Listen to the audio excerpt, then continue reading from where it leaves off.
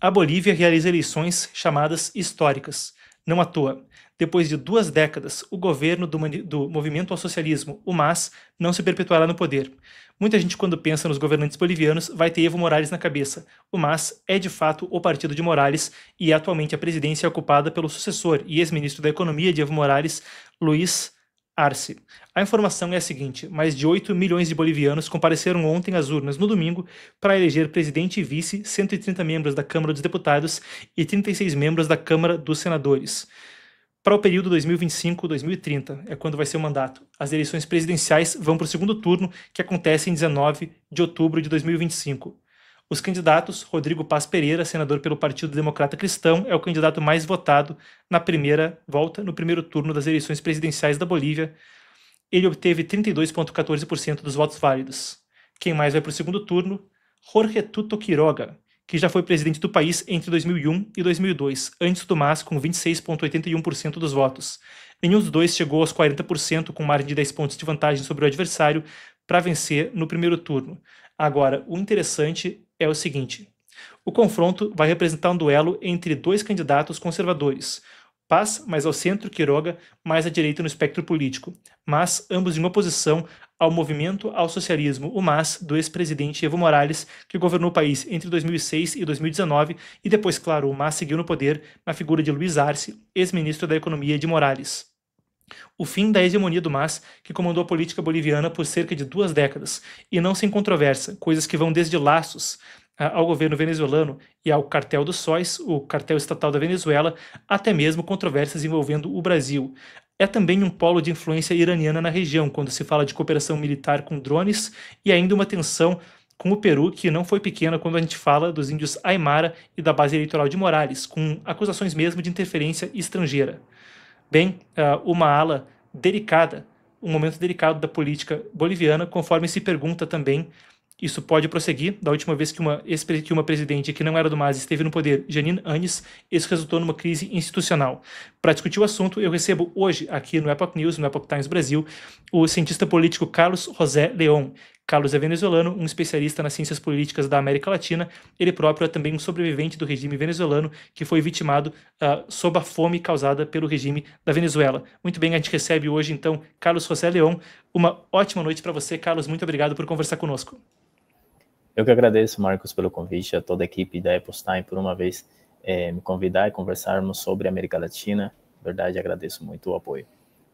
Bem, eu quero começar entendendo a sua perspectiva a respeito dessa eleição na Bolívia. Então, o MAS, o Movimento ao Socialismo, pela primeira vez em 2 décadas, parece sem perspectiva de seguir no poder depois de uma eleição que leva 2 candidatos, nenhum deles esquerdista, para o segundo turno. Qual a sua impressão sobre esse primeiro turno das eleições da Bolívia? Sim, certamente, e a gente tomando o assunto como cenário eleitoral boliviano, como o último que veio à tona nessa última semana, é importante sempre citar que essa situação que está enfrentando o MAS como partido político, como estrutura de poder que estava no país comandando há mais de 20 anos, nos últimos 6 anos já estava se perfilando como uma possível saída de fato do governo, não só pela situação do próprio Evo Morales, que enfrentou desde 2016 uma tentativa de prorrogar mais uma vez o seu período de governo no poder, há mais 6 anos.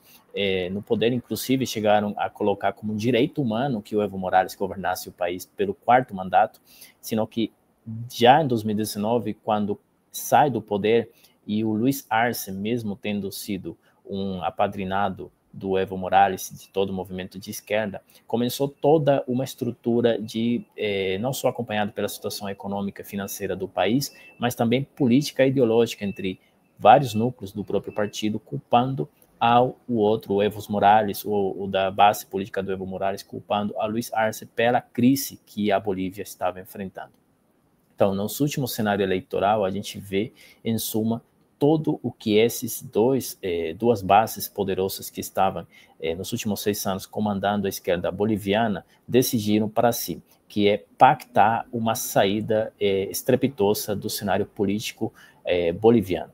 E, diante da situação, temos a própria figura do Evo Morales, de um país que 40% da população é indígena, sendo questionado como de fato é o seu fundamento político e também ideológico, uma vez que as duas frentes que estarão enfrentando essa eleição não são de esquerda.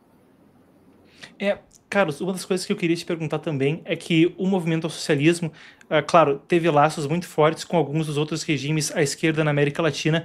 Em particular, esse é um momento onde a gente vê os Estados Unidos despachando forças aéreas e navais para o sul do Caribe em águas internacionais, visando combater o narcotráfico. E você teve no programa recentemente, quando a gente comentou a designação do Cartel dos Sóis, o cartel estatal venezuelano, como uma organização terrorista. O cartel Jalisco da Nova Geração, também no sul do México, recentemente designado como uma organização terrorista. Agora, quando a gente fala da Bolívia, o movimento ao socialismo teve laços não só com o regime venezuelano, mas com muitos outros regimes da região. Então, explica um pouco pra gente o quão significativo seria uma mudança de governo na Bolívia e quais são os laços do MAS, por exemplo, com o regime venezuelano e com outros regimes com ideologia extrema na região.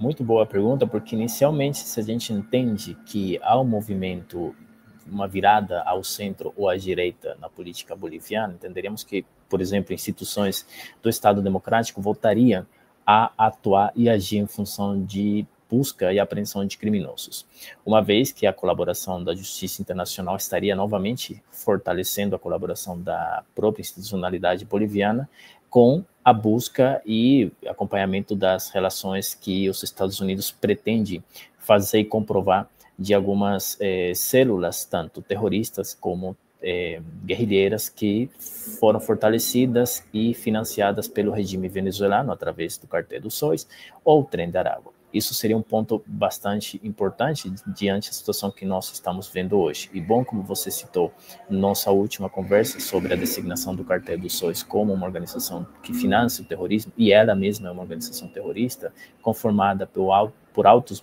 militares ou mandos militares da Força Armada Venezuelana. É notório citar que essa semana foi divulgado, inclusive por um jornal colombiano, a Rádio Blue, ou Blue Rádio, um informe de inteligência internacional que não está sendo divulgado, mas se espera que tenha a colaboração da inteligência norte-americana, no qual data de fevereiro, que diz o seguinte: nesse relatório de inteligência internacional consta que não só foi a Colômbia nem movimentos peruanos como Sendero Luminosos que estariam conectados à esquerda bolivariana, e sim outros movimentos, inclusive do território boliviano.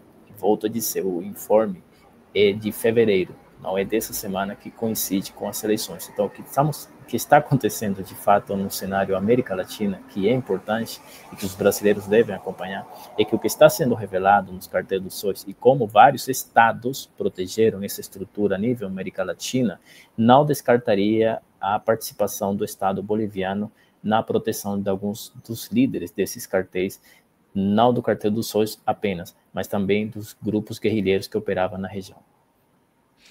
Uma das coisas também que eu queria perguntar para você, e é uma dúvida genuína, porque com a Bolívia é um caso onde existe a questão eleitoral, mas existe também uma questão do MAS, depois de tanto tempo no poder, ter algum grau de controle das instituições por nomeações de cargos a longo prazo.